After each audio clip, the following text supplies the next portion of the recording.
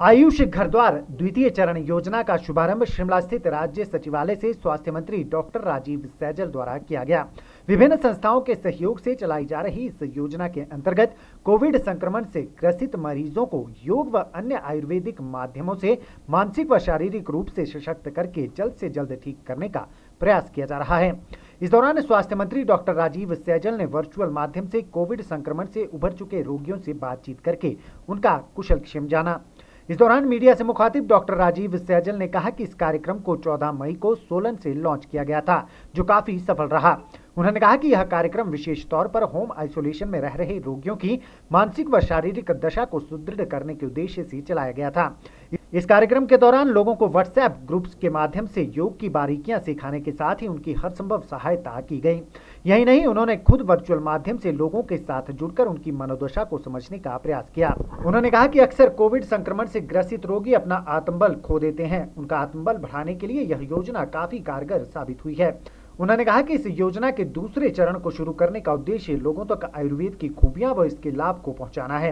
उन्होंने कहा कि इस कार्यक्रम के साथ बच्चों को भी जोड़ा जाएगा ताकि वे आयुर्वेद व योग के महत्व को समझ सकें। ये कार्यक्रम जिसकी कल्पना हमने की थी और 14 मई को जिसको हमने लॉन्च किया था सोलन से, वो कितना सफल रहा है।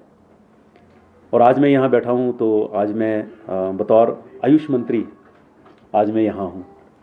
आज चर्चा जो है वो सिर्फ आयुष की है, आज चर्चा सिर्फ आयुर्वेद की है, योग की है।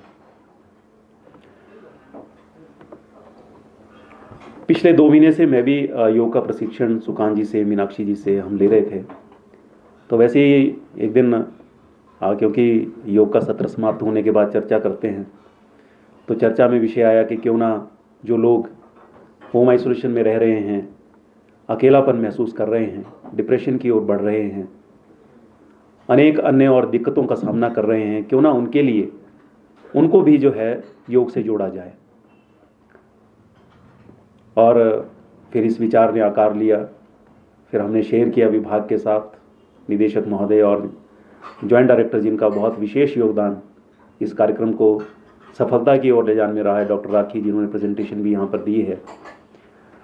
किस प्रकार से इसको करना है, किस प्रकार से ज़्यादा होम आइसोलेशन में रह रहे रोगियों को अपने साथ हमने जोड़ना है।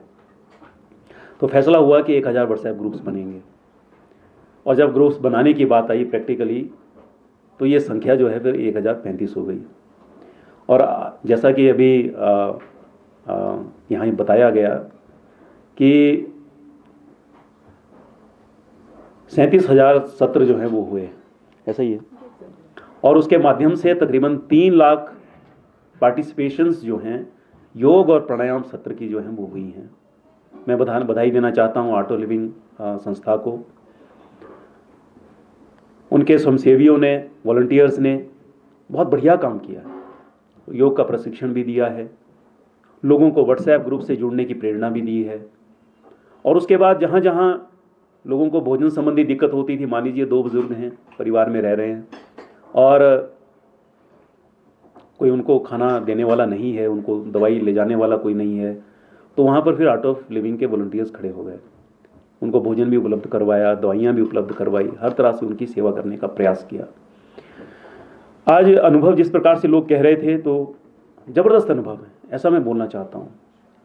मैं भी रोज़ सुबह शाम जब भी मेरे पास वक्त होता था तो मैं जुड़ता था। प्रत्येक जिला से जो पार्टिसिपेंट्स हैं, जो सहभागी हैं, कोरोना संक्रमित जो है होम आइसोलेशन में जो रह रहे लोग हैं, उनके साथ मेरी भी बात होती थी। और मैंने भी तकरीबन 4-5 हज़ार लोगों से संवाद स्थापित किया, लोगों से सुना। बहुत उत्साह आया, बहुत मुझे भी जो है प्रसन्नता हुई कि जो कार्यक्रम हमने लॉन्च किया था और जिसकी मैं कहना चाहता हूँ अपने पत्रकार मित्रों से, जिसकी चर्चा बहुत कम हुई पूरे प्रदेश के अंदर। यानी 3 लाख पार्टिसिपेशंस एक बहुत बड़ा नंबर है। लोग कह रहे हैं कि हम डिप्रेशन की ओर जाने लगे थे, हमने खाना छोड़ दिया था, हमें नींद नहीं आ रही थी, हमें और स्वास्थ्य संबंधी समस्याएं जो हैं वो पैदा होने लगी थी, हम अकेलापन महसूस कर रहे थे, हम चाहते थे कि कोई तो हो भाई जो सुने हमारी। तो फिर इस कार्यक्रम के माध्यम से जो कुछ हम तलाश कर रहे थे वो हमको मिल गया।